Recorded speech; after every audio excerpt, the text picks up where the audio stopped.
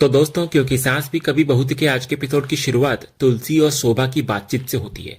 तुलसी जो परी के अकेलेपन को लेकर चिंतित होती है, शोभा के एक तीखे सवाल से खुद निरुत्तर हो जाती है। शोभा बड़ी बेबाकी से अपनी माँ को आईना दिखाती है। वो कहती है कि अकेले जिंदगी काटना सिर्फ परी के लिए नहीं, बल्कि तुलसी और मिहिर दोनों के लिए भी उतना ही मुश्किल है।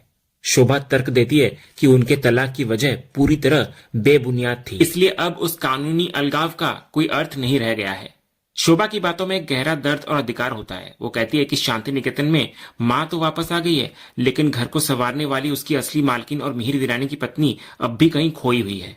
वो स्पष्ट करती है कि इस घर और मिहिर के जीवन पर तुलसी के अलावा किसी और का हक हो ही नहीं सकता। इधर तुलसी जो हमेशा दूसरों को सलाह देती है, शोभा की इस सच्चाई के सामने पूरी तरह खामोश हो जाती है। उसकी आंखें और उसकी चुप्पी उसके अंदर चल रहे द्वंद्व को साफ बयां करती है। अगले सीन में हम देखते हैं कि परी और गरिमा कैफे में होते हैं। इधर परी को गरिमा बड़े प्यार से पूछती है कि उसे कौन सी पेस्ट्रीज खानी है, चॉकलेट या पाइनएप्पल। तो गरिमा तुरंत अपनी पसंद बताते हुए चॉकलेट पेस्ट्री चुनने का फैसला करती है। तभी वहां एक सुखद सरप्राइज होता है।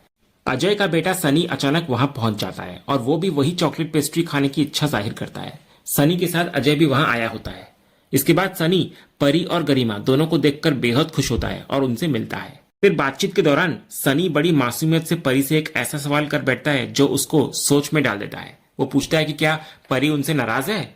जब परी मना करती है तो सनी अपनी शिकायत सामने रखता है। वो पूछता है कि वे अब उनसे मिलने क्यों नहीं आते और उसे और गरिमा को पहले की तरह साथ में खेलने क्यों नहीं दिया जाता। तो अजय जो पास ही बैठा सब कुछ सुन रहा होता है, सनी की बात का समर्थन करता है। वो परी की ओर देखते हुए कहता है कि बच्चे का सवाल बिल्कुल सही है और इसका जवाब तो उसको देना ही पड़ेगा। तो परी इस स्थिति में काफी असहज महसूस करती है। वो खुद को संभालते हुए सनी को समझाने की कोशिश करती है कि ऐसा कुछ भी नहीं है जैसा वो समझ रहा है। वो फासलों की वजह अपनी बिजी होने को बताती है, लेकिन गरिमा परी की पोल खोल देती है। वो तुरंत बोल पड़ती है कि वे लोग बिजी नहीं है, बल्कि वे लोग तो पूरे फ्री हैं। तो परी अपनी बात को सुधारते हुए कहती है कि गरिमा फ्री हो सकती है, लेकिन वो खुद अपने काम की वजह से काफी व्यस्त रहती है। फिर अंत में गरिमा बड़े अधिकार के साथ अजय से कहती है कि क्योंकि वो तो बिजी नहीं है तो उसे उनके यहाँ आना चाहिए। तो अजय मुस्कुराते हुए गरिमा को वादा करता है कि वो जरूर आएगा। इसके बाद दोनों बच्चे खुशी खुशी वहां से खेलने के लिए चले जाते हैं। फिर बच्चों के वहां से जाने के बाद अजय और परी के बीच एक गंभीर बातचीत होती है। अजय इधर कहता है कि उसकी माँ ने अगले महीने वंदना और उसके परिवार को शादी की बात चलाने के लिए घर बुलाया है। तो परी ऊपरी तौर पर बहुत खुश होने का नाटक करती है और उसको बधाई देती है, लेकिन अजय उसकी आंखों के पीछे का सच देख लेता है। जब अजय परी को पूछता है कि क्या वो खुद के लिए आगे बढ़ने का नहीं सोचेगी, तो परी फिर से वही बात दोहराती है कि वो अकेले रहना चाहती है। तो अजय यहाँ एक बड़ा भावनात्मक दाव खेलता है। वो साफ कहता हुआ नजर आता है कि अगर परी अपनी जिद नहीं छोड़ेगी तो वो भी कभी मूव ऑन नहीं करेगा। वो साफ शब्दों में चुनौती देता है कि जब तक परी अपनी जिंदगी में किसी को जगह नहीं देगी, वो भी अकेला ही रहेगा। यह सुनकर परी परेशान हो जाती है, क्योंकि वो जानती है कि अजय उसकी वजह से अपनी खुशियों को कुर्बान कर रहा है। उधर दूसरी तरफ शांति निकेतन पर तुलसी करण से उसके मालाबार हिल वाले फ्लैट को लेकर सवाल करती है। उसको समझ नहीं आता कि जब पूरा परिवार शांति निकेतन में साथ रह सकता है तो करण अलग से प्रॉपर्टी क्यों देख रहा है। तो करण सफाई देता है कि वो फ्लैट रहने के लिए नहीं, बल्कि सिर्फ एक इन्वेस्टमेंट है। तो मिहिर भी करण की बात का समर्थन करता है और कहता है कि प्रॉपर्टी खरीदना अच्छी बात है, लेकिन घर तो सिर्फ शांति निकेतन ही रहेगा। इसी बीच तुलसी नंदिनी को समझाती है कि अब वो अपने देश और अपने परिवार के पास लौट आई है, इसलिए उसको और करण को अब अपने बीच के मनमुटाव और रोज के झगड़ों को खत्म कर देना चाहिए। इसके बाद महाराज जी तुलसी को आकर सूचना देते हैं कि बाहर कोई आर्यन नाम का व्यक्ति आया है। तो तुलसी उसको अंदर बुलाने को कहती है। फिर मिहिर के पूछने पर तुलसी बताती है कि आर्यन गौतम के ऑफिस में काम करता है और वो कुछ दिनों के लिए शहर आया है, इसलिए उन्होंने उसे शांति निकेतन के गेस्ट हाउस में रुकने के लिए कह दिया है।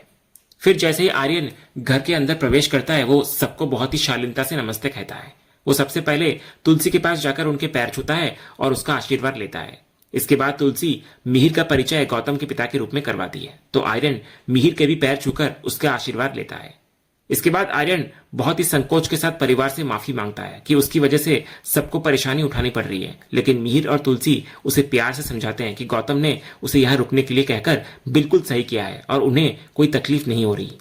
इसी बीच गरिमा स्कूल और बाहर की सैर से लौटकर उत्साह में भागती हुई तुलसी के पास आती है। वो अपनी नानी को बताती है कि वो कैफे और मॉल गई थी। तो तुलसी उसको प्यार से समझाती है और वहां मौजूद आर्यन से उसका परिचय करवाती है। तो गरिमा बहुत ही प्यारे अंदाज में आर्यन को जय श्री कृष्ण कहती है। तभी परी भी वहां पहुंच जाती है। जैसे ही तुलसी आर्यन का परिचय परी से करवाती है, दोनों के चेहरे पर हैरानी और पहचान के भाव आ जाते हैं। तभी ये पता चलता है कि आर्यन और परी अजनबी नहीं है, बल्कि वे दोनों स्कूल के दिनों में दोस्त थे। इतने सालों बाद एक दूसरे को सामने देखकर वे चकित रह जाते हैं। परी इधर कहती है कि आर्यन इतने टाइम बाद भी बिल्कुल नहीं बदला है। इस पर आर्यन भी मजाक करते हुए कहता है कि परी भी वैसी ही है, बस अब उसके पुराने नखरे थोड़े कम हो गए हैं।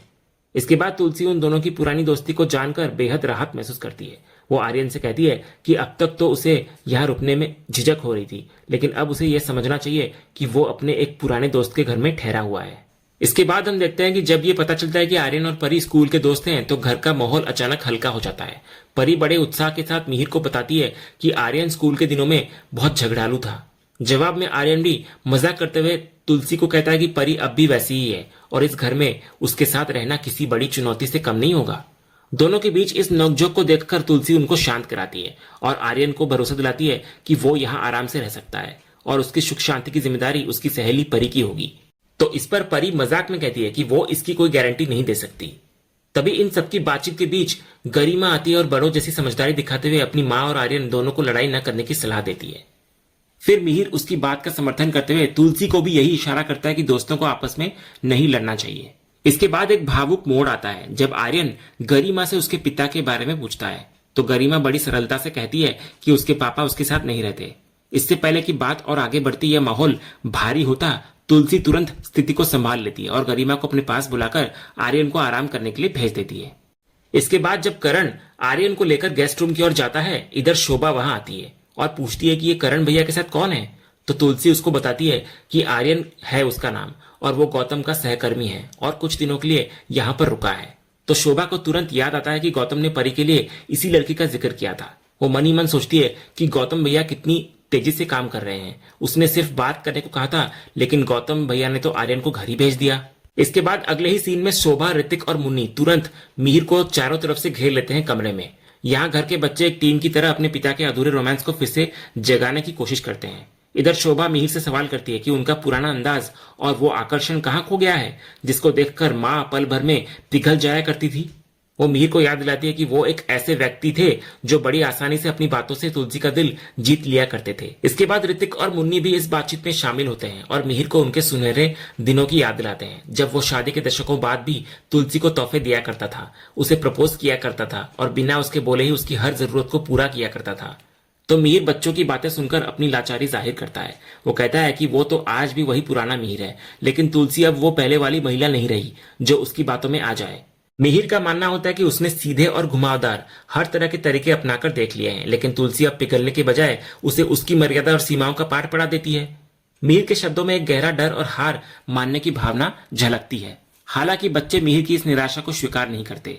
शोभा उसको समझाती है, इसका मतलब ये कतई नहीं है कि वो अपनी कोशिशें छोड़ दे।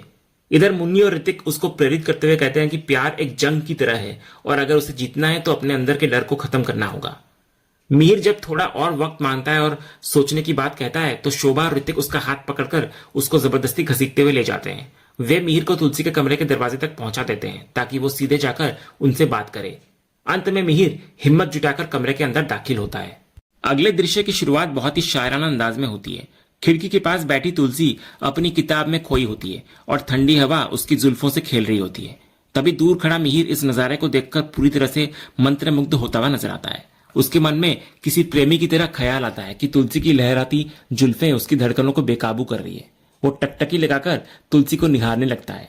तभी इधर तुलसी को आईने में मिहिर दिख जाता है और वो उससे आने की वजह पूछती है, लेकिन मिहिर बिना कुछ बोले उसके करीब खींचे चला आता है।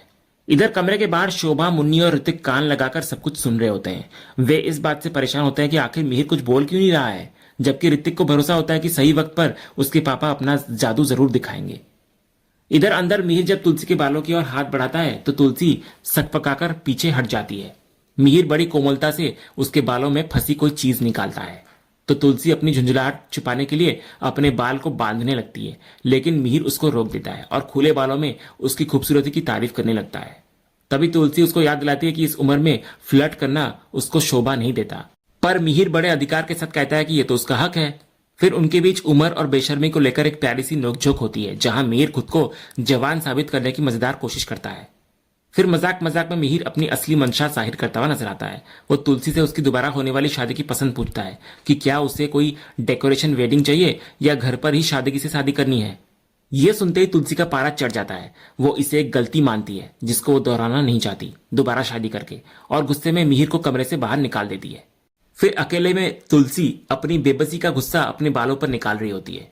उधर कमरे से बाहर निकलते ही मिहिर को अपनी इज्जत की फिक्र होती है। वो अपने बच्चों के सामने झूठा नाटक करता है कि तुलसी उससे माफी मांग रही थी और वो उसको दिलासा दे रहा था, लेकिन बच्चे तो सब कुछ सुन चुके थे। वो साफ कहते हैं कि मिहिर 2 मिनट भी मां के सामने टिक नहीं पाया, तो मिहिर इसे अपनी कोशिश बताकर वहां से खिसक जाता है। फिर अंत में बच्चे इस बात को लेकर चिंतित हो जाते हैं कि अगर माँ पापा के बीच यूं ही दीवार बनी रही तो वे अकेले रहने के आदी हो जाएंगे। तभी मुन्नी के दिमाग में एक बहुत ही फिल्मी और दिलचस्प आइडिया आता है, जिसको सुनकर शोभा और ऋतिक की आंखों में भी चमक आ जाती है। अगले सीन में हम शोभा और नंदिनी को एक साथ देखते हैं। शोभा इधर अपनी मोबाइल में कुछ जानकारी देखते हुए नंदिनी को छुट्टियों के लिए वियतनाम जाने का सुझाव देती है और कहती है कि आजकल ये जगह वेकेशन के लिए काफी लोकप्रिय हो रही है। इसके बाद शोभा नंदिनी को याद दिलाती है कि ठीक 2 दिन बाद उसकी और करण भैया की शादी की सालगिरह है, इसलिए इस खास मौके पर उन दोनों को वहां घूमने जाना चाहिए। तो नंदिनी को शोभा का यह विचार बहुत अच्छा लगता है और वो इस पर अपनी सहमति जताती है। जब शोभा पूछती है कि क्या वो इस बारे में खुद करण से बात करे, तो नंदिनी उसे मना कर देती है और कहती है कि वो खुद इस बारे में उससे चर्चा कर लेगी। शोभा फिर भी अपनी तरफ से हेल्प की पेशकश करती है कि अगर ट्रिप की प्लानिंग या बुकिंग करने में कोई सहायता चाहिए तो वो उसे जरूर बताए। तभी शोभा के फोन पर अभिषेक का कॉल आता है, तो वो उनसे बात करने के लिए वहां से चली जाती है। इसके बाद असली ड्रामा तब शुरू होता है जब करण अपना फोन चार्जिंग पर छोड़कर कहीं चला गया होता है और तभी उसके फोन पर एक अनजान नंबर से एक कॉल आता है। तभी पास ही मौजूद नंदिनी उसका फोन उठा लेती है।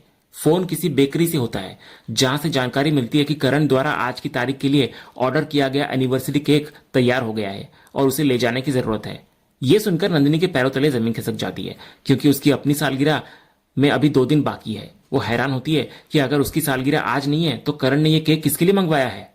फिर जैसे ही करण वापस आता है, नंदिनी घबराहट में फोन को वापस चार्जिंग पर रख देती है। तभी करण के पास दोबारा एक कॉल आता है और वो बात करने के लिए वहां से निकल जाता है। इधर नंदिनी वहीं खड़ी रह जाती है। उसका मन अब हजारों सवालों और गहरे शक से भर चुका होता है। वो समझ नहीं पाती कि करण उससे क्या छुपा रहा है और वो कौन सा रिश्ता है जिसकी सालगिरह आज मनाई जा रही है। और इसी सीन के साथ आज का ये एपिसोड यहीं पर खत्म होता है। तो दोस्तों, आपको क्या लगता है कि अब क्या नंदिनी इस रहस्य की तह तक पहुंच पाएगी, और क्या करण की इस खामोशी के पीछे कोई बड़ी बेवफाई छिपी है या सिर्फ ये एक गलतफहमी है? ये देखना वाकई दिलचस्प होगा। तो अगर आप क्योंकि सास भी कभी बहू के फैन है और कोई भी अपडेट मिस नहीं करना चाहते तो हमारे चैनल को सब्सक्राइब करना ना भूलें और बेल आइकन को भी जरूर दबाएं। हम मिलेंगे अगले एपिसोड के अपडेट के साथ। तब तक के लिए धन्यवाद।